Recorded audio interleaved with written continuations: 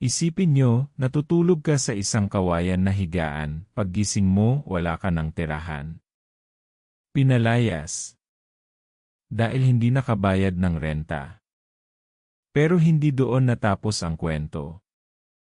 Makalipas ang 7 taon, ang lalaking pinalayas ay bumalik, hindi para mangupahan, kundi para bilhin ang mismong gusali na nagpalayas sa kanya. Hayaan niyong ikwento ko kung paano nagsimula ang lahat. Ang pangalan ko ay Mateo de la Cruz. Lumaki ako sa Tondo, Manila. Mahirap kami. Sobrang hirap. Naaalala ko pa, alas 5 ng umaga, gising na ako para magtinda ng pandesal sa kanto. Minsan, inaabot ako ng gabi sa paglalako ng taho, para lang may maipang ulam kami kinabukasan. Ang pangarap ko lang noon ay makakain ng 3 beses sa isang araw at makatapos ng pag-aaral. Pero ang pangarap na iyan ay tila ba napakalayo. Pagkatapos kong makatapos ng high school, nag-apply ako bilang construction worker sa Makati. Maliit lang ang sweldo pero sapat para matulungan ko ang pamilya ko at makaipon ng kaunti. Nagrenta ako ng maliit na kwarto sa Pasay, malapit sa aking pinagtatrabahuhan. Isang kwartong halos kasya lang ang isang kama.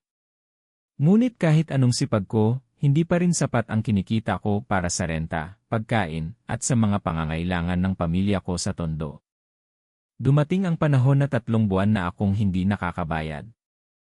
At dito nagsimulang magbago ang lahat. Isang araw, nagising si Mateo sa pinakamasakit na realidad na mararanasan ng isang nangangarap. Mag-comment ng kung na-inspire ka sa kwentong ito dahil mas gaganda pa ito. Kinatok ako ng landlord ko. Si Mang Tonyo. Sa totoo lang, mabait si Mang Tonyo pero negosyo ay negosyo. Hindi ko siya masisisi. Mateo, 3 buwan na. Kailangan mo nang umalis. Mang Tonyo, pakiusap.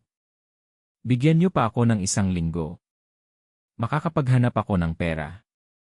1 linggo? Mateo, may pamilya rin ako. Kailangan ko rin ng pambayad sa kuryente, sa tubig. Hindi ko na ito kaya. Lumabas ka na ngayon.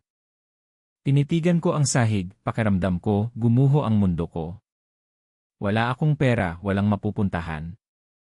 Kinuha ko ang mga gamit ko, ang ilang damit at ilang libro. Naglakad palabas. Doon ako natulog sa sementadong upuan sa labas ng building. Habang nakatingin ako sa building na yon, may isang pangako akong binitawan sa sarili ko. At magtiwala kayo, kailangan niyong manatili para sa susunod na mangyayari. Dahil dito talagang nagiging hindi ka panipaniwala ang kanyang tabumpay. Gabi-gabi akong natutulog sa labas ng building na yon, habang nag-isip kung paano ako makakabangon. Nakita ko ang mga tao na pumapasok at lumalabas sa condominium units sa tabi ng building. Nakita ko ang mga kotse na bumibili ng ari-arian. Doon nagsimulang magbago ang takbo ng isip ko. Hindi lang pala trabaho ang kailangan ko, kundi negosyo. Isang negosyo na hindi ko mararanasan ang muling mapalayas. Nang araw na yon, nakita ko ang isang bakanteng lupa malapit sa construction site. Dali-dali akong lumapit sa may-ari at nagtanong kung pwede akong magtayo ng maliit na karinderya doon. Nagulat ako nang pumayag siya, basta't linisin ko ang lugar at bigyan ko siya ng porsyento sa kita. Agad kong hiniram ang ipon ko sa kaibigan ko, at doon nagsimula ang aking munting karinderya. Simula alas 3 ng umaga, nagluluto na ako. Pagkatapos ng trabaho sa construction, diretso ako sa karinderya. Unti-unti dumami ang customer. Naging sikat ang adobo at sinigang ko. Nakaipon ako at hindi na ako natulog sa kalye. Nagrenta ako ng mas maliit at mas murang kwarto sa ibang lugar. Pagkatapos ng 2 taon, nakapag-ipon ako ng sapat para bilhin ang lupa na pinagtayuan ng karinderya ko. Nakuha ko rin ang kontrata para mag-supply ng pagkain sa mga construction workers sa iba't ibang site. Doon ko nakilala ang mga kasosyo ko ngayon. Mateo, sa sipag mo, sigurado akong malayo ang mararating mo. Bakit hindi ka mag-venture sa real estate? Kilala ka na ng mga tao. Real estate. Pero wala akong alam dyan. Pareho tayo, Mateo. Pero kung magtutulungan tayo, sigurado akong magtatagumpay tayo. Matututo tayo. Naisip ko ang building kung saan ako pinalayas. Ang pangarap kong bilhin yon. Ang pangarap kong patunayan sa sarili ko na kaya ko. Kaya sumama ako. Nag-umpisa kami sa pagbili ng maliliit na lupa, binubuo at ibinebenta. Minsan nalulugi, minsan kumikita. Pero hindi kami sumusuko. Sa bawat kita, iniisip ko ang mukha ni Mang Tonyo at ang building na nagpalaya sa akin. Ginawa ko itong inspirasyon. 7 taon ang lumipas. Ang maliit na karinderya ay naging isang malaking kumpanya na may sariling real estate development. Isang araw, habang naghahanap kami ng lot para sa aming susunod na proyekto, may isang building na inaalok sa amin. Ang building kung saan ako pinalayas. Tinawagan ko agad ang real estate agent at sinabi ko, kukunin ko yan.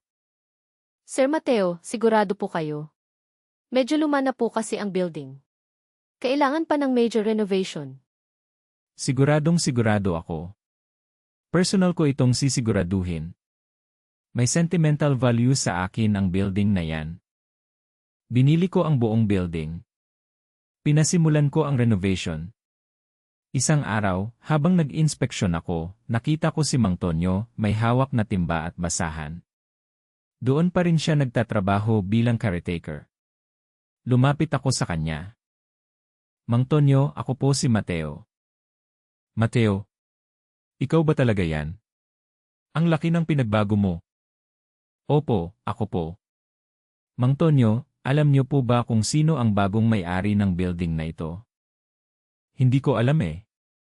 May bago na rin kaming kausap. Umiti ako. Ako po Mang Tonyo. Ako na po ang may-ari ng building na ito.